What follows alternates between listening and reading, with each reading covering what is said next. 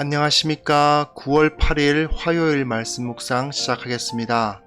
오늘 본문은 고린도 전서 11장 2절에서부터 6절까지입니다.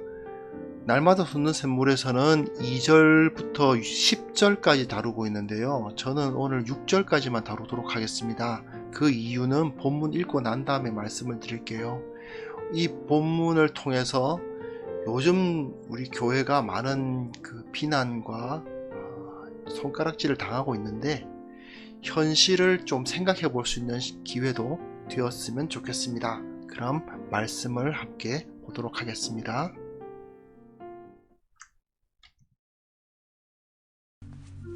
너희가 모든 일에 나를 기억하고 또 내가 너희에게 전하여 준 대로 그 전통을 너희가 지킴으로 너희를 칭찬하노라.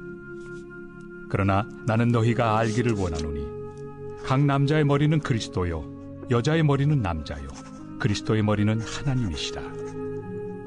무릇 남자로서 머리에 무엇을 쓰고 기도나 예언을 하는 자는 그 머리를 욕되게 하는 것이요 무릇 여자로서 머리에 쓴 것을 벗고 기도나 예언을 하는 자는 그 머리를 욕되게 하는 것이니 이는 머리를 민 것과 다름이 없습니다. 만일 여자가 머리를 가리지 않거든 깎을 것이요 만일 깎거나 미는 것이 여자에게 부끄러움이 되거든 가릴지니라.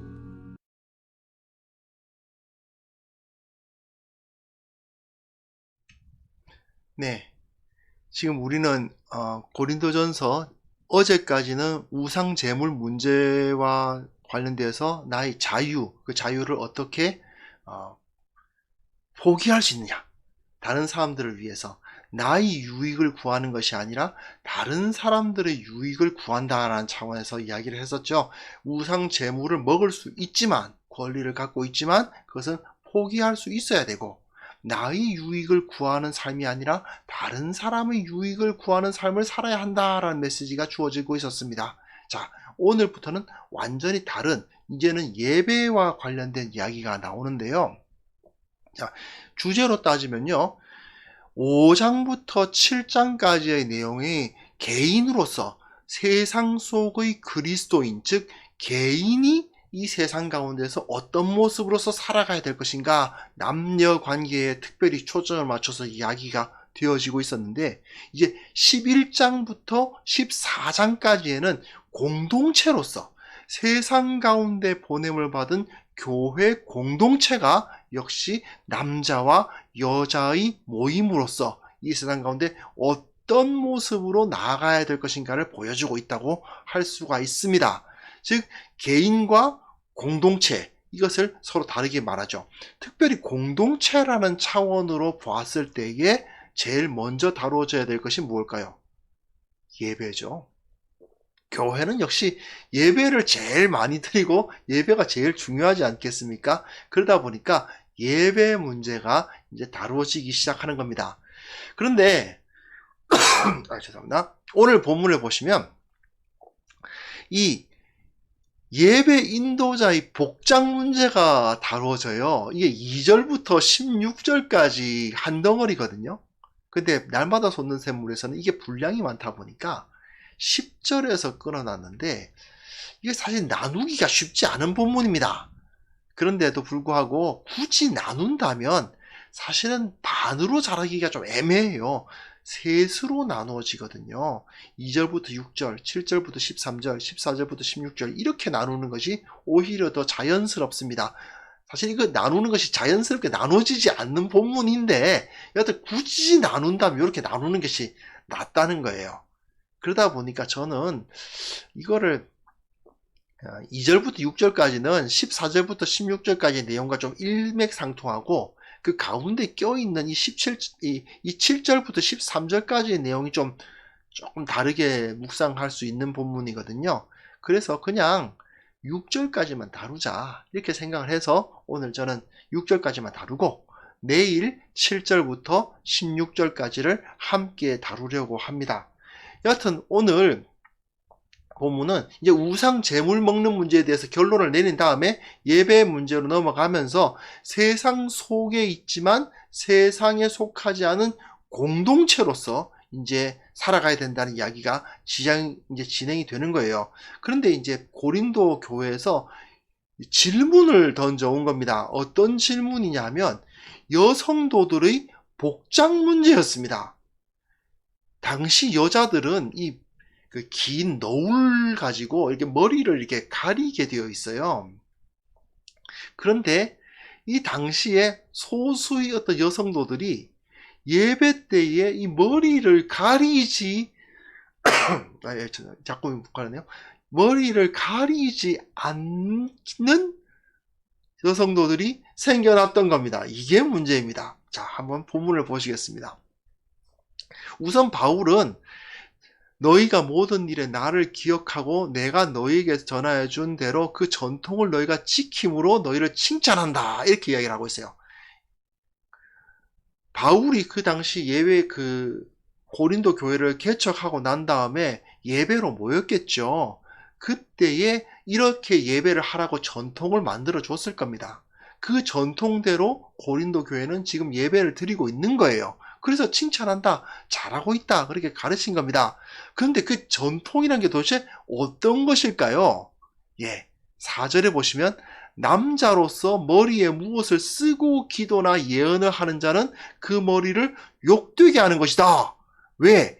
이 3절에 각 남자의 머리는 그리스도인데 거기에 뭘 쓰면 그리스도를 욕되게 하는 것이다. 그런 말을 하고 있는 거예요. 왜 그러냐 하면요. 유대교가 문제입니다. 이게 지금 현대 유대인들의 모습이에요. 머리에 뭘 쓰고 있죠.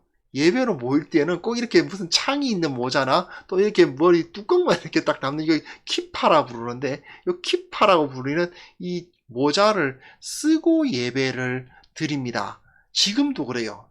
옛날에도 그랬을 것입니다. 머리에 남자들은 반드시 머리를 가려야 되는 거죠. 그게 하나의 종교적인 의식을 갖고 있습니다. 그런데 바울은 이제는 우리가 율법에 붙들리지 않는다. 우리는 더 이상 유대교가 아니다. 그런데 유대인 출신들 또는 유대교 회당에서 예배를 드리다가 바울을 만나서 예수님을 영접하게 된 교인들 중에는 계속해서 이렇게 머리에 뭘 쓰고 이제 오지 않으면 예배를 안 드리는 것처럼 느껴지는 그런 사람들이 있었겠죠. 그런 사람들에게 바울은 쓰지 말라고.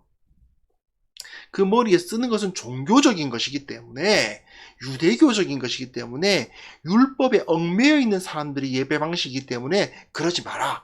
우리는 그냥 일상적으로 단정한 옷을 입고 예배를 드리는 거지 그런 식의 종교적인 모습으로서 예배를 드리지 않는다라고 가르쳤던 겁니다. 그러니까 머리에 쓰지 않도록 가르쳤어요. 그런데 문제가 생긴 겁니다. 무슨 문제가 생겼느냐? 당시에는 여인들도 함께 예배를 드리고 있었고 여자들도 대표로 기도를 하고 여자들도 말씀을 전하기도 했던 거예요. 그런데 문제는 뭐냐? 여인들 중에 이런 사람들이 생겨났던 겁니다. 여자로서 머리에 쓴 것을 벗고 기도나 예언을 해야 된다고 주장하는 여인들이 있었던 거죠. 이게 문제입니다.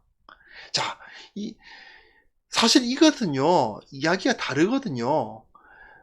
어떤 여인들이 아니 왜 남자들한테는 그거 머리에 쓰지 말라고 하면서 여자들한테는 쓰라고 그러냐? 이건 남녀 차별 아니냐? 복음에 의해서 남자와 여자가 서로 평등한데 어떻게 남자들은 쓰지 말라고 그러고 여자는 쓰라고 그러냐? 이건 불평등한 거다. 이것은 복음적이지 않다. 우리 여자들도 머리에 안 쓰고 이제 앞에 나가서 기도하고 앞에 나가서 말씀 전하겠다.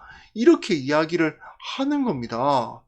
그런데 남자들은 일상생활에서는 머리에 뭘 안 쓰고 다니다가 예배하러 올 때는 머리에 쓰고 오는 거거든요. 유대인들의 경우는 말이죠. 그런데 바울은 그렇게 하지 말고 일상의 모습 그대로 오라고 되어 있습니다. 여자들은 일상적으로 집안 같은 데서 사적인 영역에서는 그렇게 너울을 안 쓰겠지만 밖에 나와서 공적인 모임을 할 때는 당연히 머리에 뭘 쓰는 거거든요.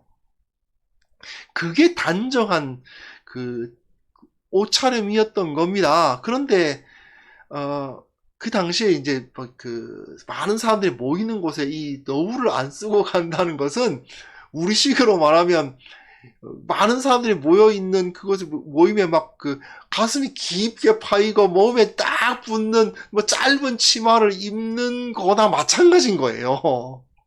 그런데 그런 복장을 하고 앞에 나가서 대표 기도를 한다. 앞에 나가서 말씀을 전한다. 이거 상상하기 어렵지 않습니까? 그러니까 사도 바울이 그러지 말라고 이야기를 하는 겁니다. 여자로서 머리에 쓴 것을 벗으면 그 머리를 욕되게 하는 겁니다. 왜냐하면 이는 머리를 민 것과 다름이 없다. 그렇게 이야기를 해요.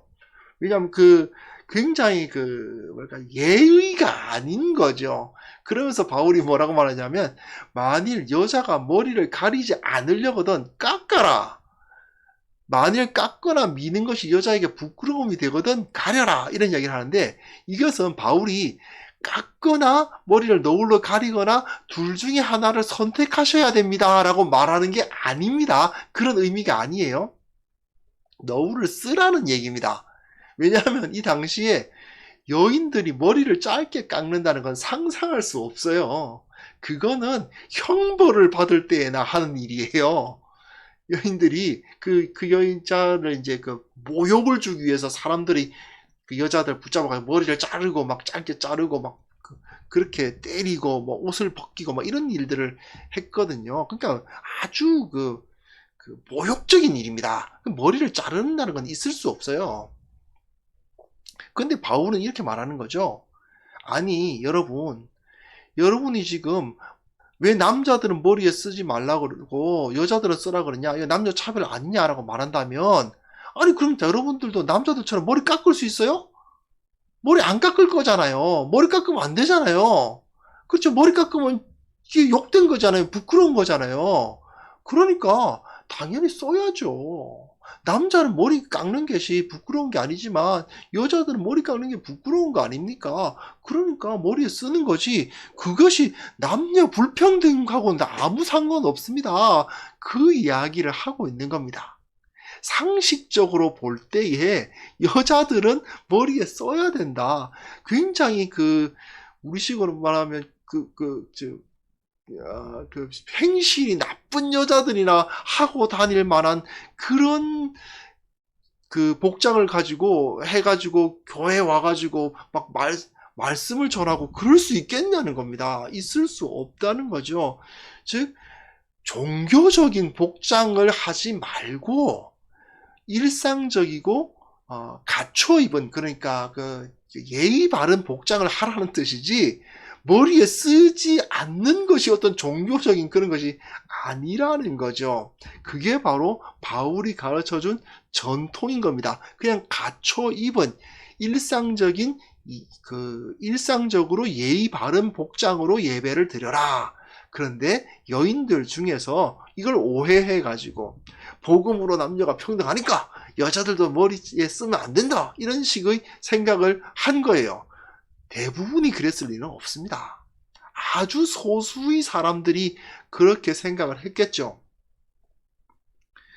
이거는 우리식으로 말하면 좀 예의 바른 여인들의 입장에서는, 그러니까 그 당시에 어떤 일반적인 여인들 입장에서는 예배 드리러 왔는데 너울을 벗으라고 하는 것은 굉장히 당황스러운 일이거든요. 오히려 당연히 여인들은 너울을 쓰고 있어야 이제 자기도 편안한 느낌이 들 수 있는데, 너울을 벗으면 남자들이 시선이 이제 사람들의 시선이 집중되고 사람들이 막 불편해 하겠죠. 그러니까 당연히 너울을 쓰고 있는 건데, 소수의 어떤 여인들은 우리는 왜 남자들처럼 머리를 드러내지 못하냐, 왜 우리는 너울 쓰고 있어야 되냐, 이런 말을 한다는 것 자체가 굉장히 몰상식한 겁니다. 사실 비합리적이고, 그런데도 그런 식으로 생각했던 종교적인 여인들이 있었던 거예요. 그에 대해서 바울이 그거 아니다, 그렇게 이야기를 하고 있는 거죠. 비합리적인 것이, 몰상식한 것이 신앙이 아니다. 예배 드리는 장소가 무슨 특별한 장소가 되는 게 아니다. 일반적인 상식이 통하고 일반적인 문화가 통하는 곳이어야 된다. 그 이야기를 하고 있는 겁니다. 자, 일단 오늘은 16절까지 쭉 다룰 수 있었으면 좋겠는데 그게 안 되니까 일단 여기서 멈추고요. 자, 이거는요. 그때나 지금이나 교회의 아주 소수의 몇몇 분들이 이 몰상식과 비합리를 신앙이라고 착각하시는 경우가 있었던 것 같습니다. 지금도 있고요. 신앙이란 것은 상식적인 것이 아니다. 신앙이란 것은 합리가 아니다. 이런 식으로 생각을 하시는 거죠. 고린도 교회에서도 왜 여자들만 너울 써야 되냐 이런 반론을 제기한 아마도 여성 지도자급에서 그랬겠죠. 그런 사람들도 소수였겠죠. 설마 모든 여인들이 다 우리 너울 벗자 그랬겠어요. 그런 일은 없었을 겁니다. 그런데 그 소수의 사람들이 교회를 힘들게 해요. 그렇지 않습니까? 대다수의 사람들이 막 그렇게 하는 게 잘못된 길로 가는 게 아니라 소수의 몇몇 사람들이 교회를 힘들고 시끄럽게 만듭니다. 하지만 이런 태도는 결코 올바르지 않습니다. 몰상식하고 비합리적인 태도가 신앙이라고 생각하는 거는요, 사실은 우상숭배적인 종교에서 나오는 것이지 참된 신앙의 태도라고 할 수가 없습니다. 가끔 그 신앙인들 중에서 또는 목사님들 중에서 그런 분들이 많은데 만나서 대화하기 되게 부담스러운 분들이세요. 그런 분들이 계세요. 막 목소리도 달라요. 막 할렐루야 막 이러면서 막 목 쉰 소리 나오면서 그런 분들 계세요. 굉장히 그리고 대화를 나누면 막 부담스러워요. 그분들하고 대화를 하면 편안하게 대화를 할 수가 없어요. 그런 분들이 계신데 그게 신앙 좋은 게 아니거든요. 또 교회 중에서 예배에 참석하는데 예배가 막 무서워요. 특히 이제 신앙 갓 가진 분들이 그 예배 들어갔다가 막 무서워가지고 못 있겠다고 나오는 그런 분들도 계시고, 이 사람들은 우리하고 다른 사람들인가 보다 싶어가지고 이렇게 거기 적응할 수 없는 그런 예배가 가끔 있습니다. 막 두려움이나 이질감을 느끼게 만드는 그런 예배가 있는데요. 이것 역시 바른 게 아닙니다. 우리는 세상으로 보냄을 받았거든요. 그들 가운데 들어가서 세상을 변화시키라는 그 사명을 받은 사람들입니다. 그런데 세상 사람들이 대하기에 막 부담스러움 또는 세상 사람들이 막 두려움을 느끼게 하는 그런 모습을 갖는다면 이건 세상과 우리 사이에 벽을 치는 거예요. 그게 하나님께서 우리에게 요구하시는 신앙이 아니거든요. 우리는 세상이 가지고 있는 일반적인 상식과 합리적인 태도를 받아들입니다. 그것이 죄가 아닐 때에 그들이 문화 가운데 들어간단 말입니다. 그들에게 소망을 주고 그들을 구원해야 되는데 우리가 몰상식하거나 비합리적인 태도를 가질 수 있을까요? 있을 수 없는 일입니다. 이거는 예배 가운데서도 마찬가지고 신앙인들 사이에서도 마찬가지인 것이죠. 그런 잘못된 다른 사람들을 두렵게 만들거나 부담스럽게 만드는 그런 상식이나 합리가 무시당하는 그런 것이 신앙이라고 착각하는 모습은 우리는 이제 벗어버려야만 합니다. 최근에 그 교회가 정말 일부 교회잖아요. 일부 교회가 이런 상식과 합리를 벗어버리는 그것 때문에 많은 사람들에게 피해를 주고 두렵게 만드는 그런 현실들을 우리가 보았습니다.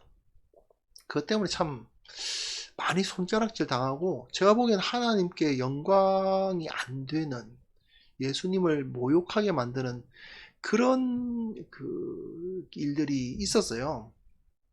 참 안타까운 일들이거든요. 그게 신앙 좋은 게 아니거든요. 그건 결코 참된 신앙이 아닙니다. 그런데도 불구하고 그걸 신앙이냐, 그게 신앙 좋은 것이냐 착각하시는 분들이 있는 것 같습니다. 대다수는 아니잖아요. 정말 소수의 몇 분들이 그렇게 하시기 때문에 많이들 어려움을 당하는데, 참 우리가 기도함으로써 이런 부분들을 벗어버려야 되겠습니다. 잘못된 겁니다.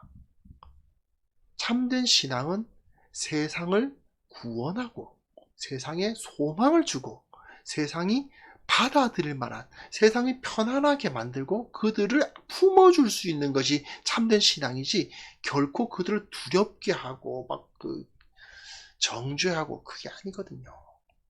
그것을 우리가 온전히 깨달을 수 있었으면 좋겠습니다. 혹시 우리가 잘못된 그 신앙에 대한 착각을 갖고 있었다면 이 시간 바로잡는 계기가 되었으면 좋겠고요.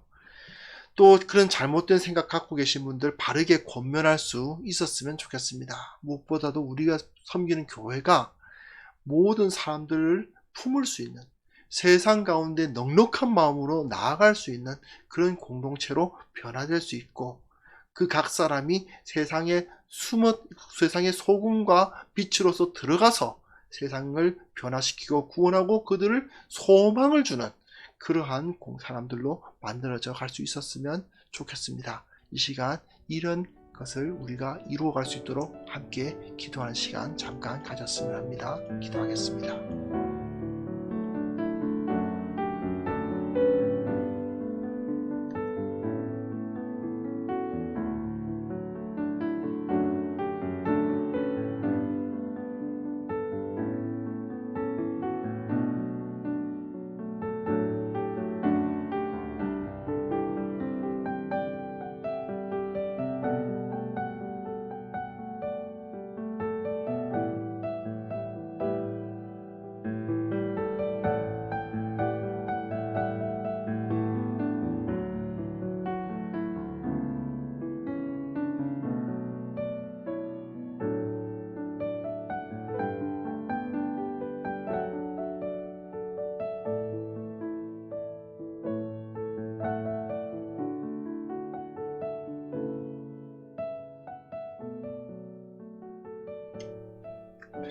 그렇습니다. 주님, 우리가 하나님께서 세상을 창조하신 원리를 온전히 깨닫고 그 진리를 따라서 이 세상 가운데 나아가 참으로 칭찬받는, 하나님과 세상으로부터 칭찬받는 그런 모습을 가져야만 되겠습니다.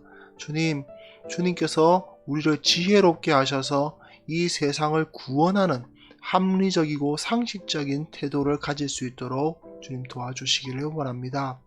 우리가 저들에게 소망을 주는 자들이 되기를 원합니다. 구원하는 자들이 되기를 원합니다. 혹시 우리들 가운데 잘못된 종교적인 태도를 가지고 몰상식과 비합리가 신앙인 양 착각하는 자들이 있다면 그들을 먼저 불쌍히 여겨주시고 그들이 진리를 깨닫고 온전히 주님을 바른 모습으로 섬길 수 있도록 도와주시고, 우리를 사용하사 저들에게 진정한 옳은 것이 무엇인지 바르게 가르칠 수 있도록 주님 이끌어 주옵소서. 아버지 하나님, 우리가 이 세상 가운데 있지만 세상에 속하지 않은 자들로서, 저들을 구원하는 자들로서, 소금과 빛으로서, 세상의 소망으로서 우리가 살아갈 수 있도록 우리와 함께하여 주시기를 원하옵고 바랍니다. 주님, 오늘 하루를 주님 앞에 의탁합니다. 주님께서 우리의 모든 필요를 채워주시고 우리를 모든 위험으로부터 안전하게 지켜주시기를 원합니다. 특별히 원하옵기는 전염병 때문에, 경제난 때문에, 태풍이라는 자연재해 때문에 주님, 많은 사람들이 고통당하고 낙심하고 있습니다. 위로하여 주시고 힘주시고, 사람이 어떻게 할 수 없지만 하나님의 능력으로 저들을 다시 일으켜 세워 주옵소서. 저들에게 소망을 주옵소서. 우리를 사용하셔서 이 세상 가운데 참된 평화를 던져 주옵소서. 주님, 오늘 하루 주님 앞에 의탁하오며 우리와 함께 하실 것을 믿사오며 예수님의 이름으로 기도합니다. 아멘.